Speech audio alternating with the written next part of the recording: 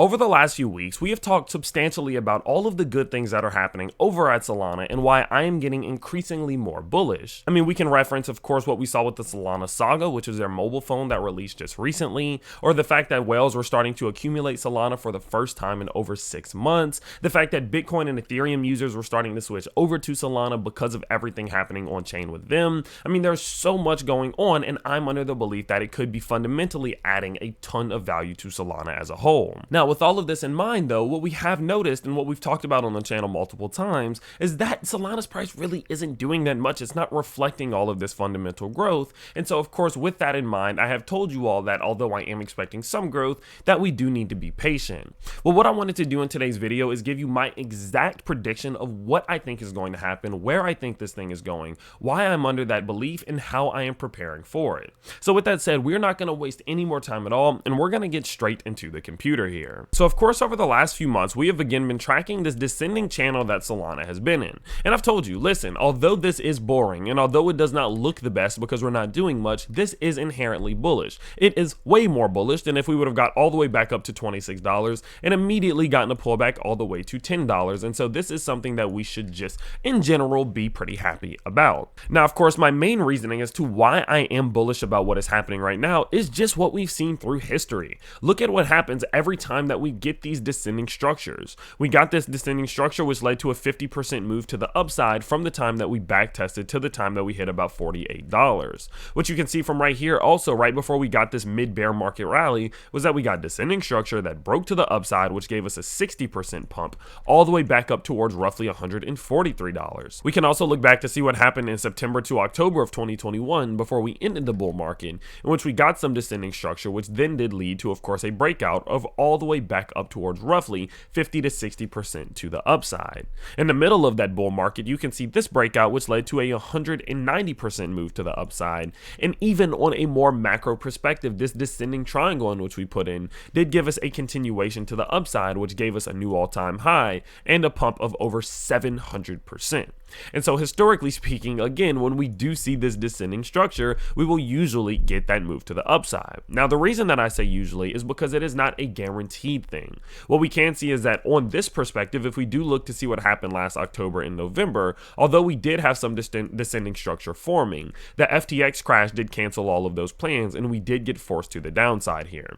So given that some type of black swan event or really catastrophic event does happen, of course that could negate all of the things that we have seen before, and it could just immediately send us to the downside. But I'm not going to just bet that a bunch of black swan events are going to occur. I'm going to bet on what history says, and historically speaking, we do get moves to the upside out of structures that look just like this. Now, not only does history say that that is something that will usually happen, but we can even see that starting to build up to happen here on our daily chart prime oscillator, which is what we use to do the majority of our trading.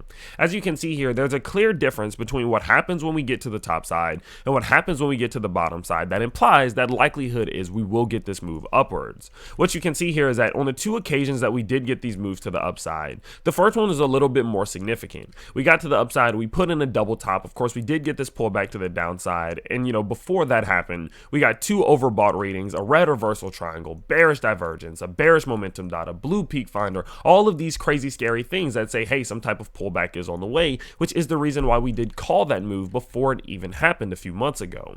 But what you can see is that as of recently, in these points in time in which we do get up towards the top side of this channel, it's not really all that scary. It's not really all that bad. I mean, we got one overbought reading, of course, which did coincide with a red reversal triangle and a bearish momentum dot. But that was right after our green momentum dot, and it didn't take that long for us to get a near full reset towards the bottom side. So with that in mind, let's look at what happens when we get to the bottom side so you can see the differences. On every occasion that we have gotten to the bottom side of this descending channel, we have gotten a substantial amount of bullish momentum and indication. What we can see here is two oversold readings, which kind of coincided and matched the two overbought readings here, but we did get these two green reversal triangles. We got the two bullish momentum dots as we edged near this bottom threshold. We got this bullish momentum and we got this bullish divergence printing. You can also see here that we got hidden and normal incredible bullish divergence forming all the way for realistically about 6 weeks. This yellow line to green line was about a 6-week span, which is absolutely insane. We got the green reversal triangle, the blue peak finder, your bullish momentum dots, the clearing of the green ribbon on the oscillator itself, and much more. All of these things say, hey, there is bullish momentum. And so there's a clear difference that every time we get to the bottom side, we're getting a lot of bullish momentum, and we get to the top side, we're not seeing much bearish momentum.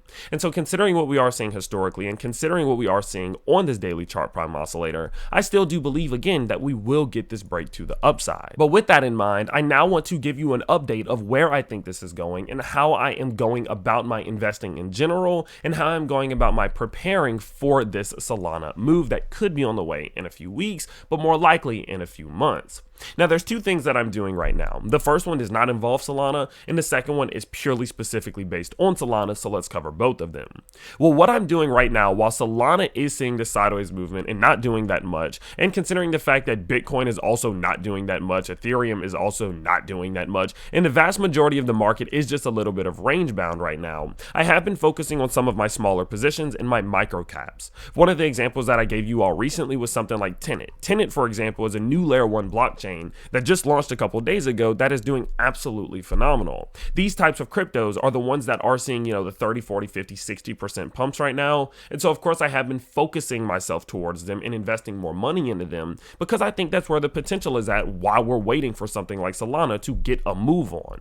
I talked about Tenant probably, I would say 4 to 5 months ago, told you about the pre-sale and that I was going to invest into it. Now, for a quick refresher on what it is, Tenant implements a diversified proof of stake, which allows you to restake your staked assets to validate a smart contract network secured by omni-chain governance. You can then further unlock the earning potential of your LSDs by using them in their native DeFi ecosystem to mint a stablecoin, provide liquidity, or trade on leverage, all incentivized using our native gauges. Now, if we do go down a little bit further here, you can see that there is a lot of utility here, but what's interesting is that they built on top of layer 1s and added some of their own perks. You can see that they added a paradigm shift in security. In POS networks, attacks on a single staked asset can weaken the network security, but Tenet's POS model uses stake positions of major assets for validation, addressing this weakness. They have an inclusive ecosystem. The standard POS framework limits access to the network by requiring native tokens for validation, but Tenet's model allows validation and delegation through a variety of assets, including inclusivity and economic activity in the ecosystem itself.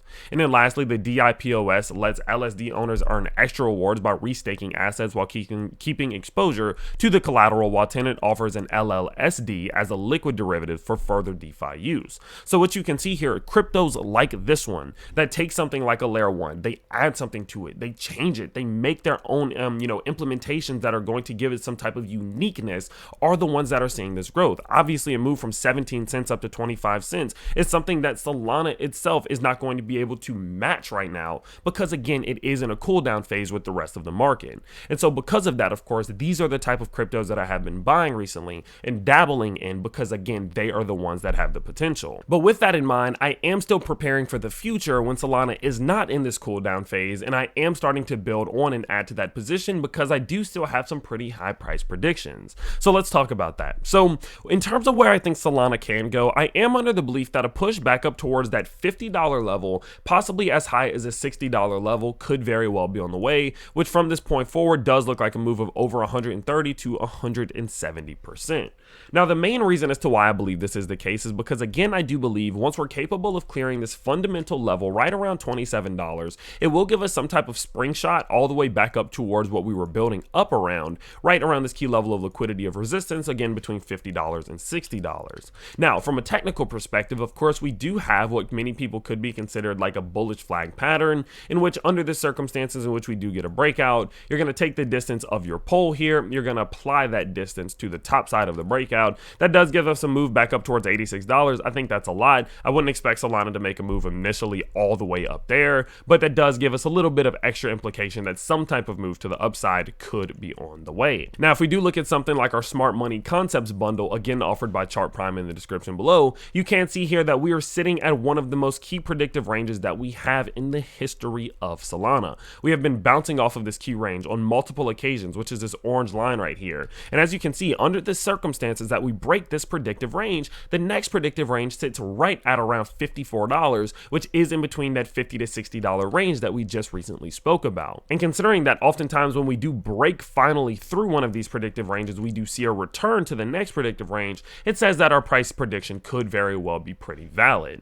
Now, if you also do go out and you look at your weekly chart prime oscillator, let's not do monthly, let's go weekly chart prime oscillator here, we can see that we have all of the room possible to do this. Of course, we did get this move back above that 50% threshold. That did come with a little bit of bearish momentum and bearish divergence, but we did get a pullback, a nice size correction, pretty similar to the ones that we've seen historically. I do believe that after this, once this correction does end, and once we do get this breakout to the top side, we easily could see this further continuation back up towards this overbought area, which does look like a possibility in a room for a move that could be similar to the one that we have seen from this point to this point. And so to me, it tells me we could see something of rather similar size, and something of rather similar size does put us back towards, this a little bit of the upper 60 to 70 range. So all of these things combined for me say, listen, we very well could get a move of over 100%. So obviously this is something that I want to capitalize on. So the way in which I'm going about it at this given point is simply just dollar cost averaging and accumulating, even though there is the possibility that we could, I guess, get a black swan event